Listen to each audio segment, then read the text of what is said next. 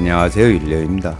오늘은 수원시 영통구 이의동 산 13-시 10번지에 있는 영의정 시문선생의 묘소에 왔습니다. 시문선생은 왕세자 양녕대군이 폐위되고 세종이 왕위에 오르자 졸지의 임금의 장인인 국구가 되었습니다. 선생은 세종이 왕위에 오르자 그것을 명나라에 알리기 위해 왕의 장인이면서 영의정의 신분으로 사은사길에 올랐습니다. 명나라가 은혜를 베풀어 세종이 왕위에 올랐으니 그것을 보답하는 차원에서 사신을 보냈답니다. 태종이 세종에게 양유한 것을 두고 명나라의 은혜라고 하는 것에 대해 솔직히 이해가 되지 않습니다. 하긴 높은 벼슬을 한 분들의 비문을 보면 한결같이 유명조선국 누구라고 쓰여 있습니다. 이는 명나라의 속국 조선이라는 뜻으로 비굴의 극치입니다. 그래서인지 지금도 중국이 하는 짓을 보면 아직도 우리나라를 속국 정도로 인식한다는 생각이 듭니다. 저만 그렇게 생각하나요? 그건 그렇고 명나라로 떠나는 사은사행차를 보기 위해 장안이 텅텅 비었다고 하니 심씨감는 이보다 더 경사스러운 일이 어디 있겠으며 또 시문선생은 인생 최고의 순간을 만끽하였을 겁니다. 그러나 한치 앞을 내다볼 수 없는 것이 우리네 인생이라고 했던가요? 시문선생에게 명나라로 가는 길은 영광이었지만 돌아오는 길목에는 영욕을 뒤로하고 죽을 수밖에 없는 운명이 기다리고 있었습니다. 태종 이방원은 왕권 강화라는 이름으로 시문선생을 죽이고 그 가족을 노비로 만들었습니다. 한 집안을 쑥대밭으로 만들어 놓은 태종 이방원은 상지관 이양달을 파견하여 이곳에 시문선생을 장사 지낼 수 있도록 하였답니다. 하여간 태종 이방원은 병 주고 약 주는 것에는 이골이 난 것 같습니다. 본론으로 들어와 오늘은 조상산소 뒤로 도로가 나서 용맥이 잘리면 과연 기운도 단절되는지 말씀드리겠습니다.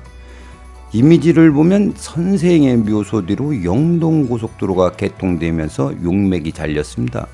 그래서 대다수 풍수인들은 용맥이 잘렸기 때문에 선생의 묘소로 가는 기운 또한 단절되었다고 합니다. 결론부터 말씀드리면 묘소 뒤로 도로가 개통되어 용맥이 잘렸다고 해서 기운 또한 단절되는 것은 아닙니다. 다시 말씀드리면 나무에 뿌리가 있듯이 산도 지층 깊숙이 뿌리가 있습니다. 따라서 지표면의 능선이 절단되었다고 기운이 단절되지는 않습니다. 그러나 문제는 용맥이 잘린 법면에서 살기가 발생한다는 사실입니다. 만약 용맥을 절단하는 과정에서 안반까지 깼다면 사람의 가죽이 벗겨지고 뼈가 드러난 것과 같습니다. 그 살기의 위력은 상상을 초월합니다. 이 문제는 기회가 있을 때 다시 말씀드리기로 하고 오늘은 기운의 단절에 대해 말씀드리겠습니다. 지금부터는 영동고속도로를 건너 시문선생 묘소로 향해 가는 생길을 따라가면서 오늘의 이야기를 이어가겠습니다. 만약 고속도로로 인해 용맥이 잘려서 기운이 단절되었다면 이곳에서 생기를 감지할 수 없어야 합니다. 그러나 생기는 분명히 흐르고 있습니다. 그렇다고 선생의 묘소가 적극하게 점밀히 이루어졌다는 이야기는 아닙니다. 그러므로 선생 묘지 뒤로 길이 개통되었다고 해도 기운이 단절되는 것은 아닙니다. 산맥을 타고 흐르는 기운은 사람들이 생각하는 것처럼 얕거나 약하지 않습니다. 다음으로 드리고 싶은 말씀은 인위적으로 기운의 흐름을 막을 수 없다는 사실입니다. 그럼에도 불구하고 예나 지금이나 기맥을 끊으면 끊어진다고 믿는 사람들이 있습니다. 이것은 어제 오늘의 일이 아니고 임진왜란 때는 명나라 장수 이여송이 조선의 정기를 끊기 위해 혈맥에 쇠말뚝을 박았다는 야사가 전해져 오고 또 일제 강점기에는 혈처에 쇠말뚝을 박거나 도로나 철도를 개설하여 맥을 끊었다는 이야기도 심심찮게 들려오고 있습니다. 당시 일본인들의 노림수는 이 땅의 모든 혈맥을 끊어놨다고 하면 조선인은 이 땅에서는 더 이상 인물이 나오지 않고 또 미래도 없다고 자포자기를 하게끔 하여 자연스럽게 열등의식을 조성하려고 했던 것 같습니다. 그렇게 되면 조선인은 일본인에 대해 정신적, 문화적 패배의식을 가질 수밖에 없으니까요. 그러나 설령 그들이 쇠말뚝을 받고 철기를 개설했다고 할지라도 이 땅의 전기는 끊어지지 않습니다. 아니, 인간이 끊을 수 있는 대상이 아닙니다.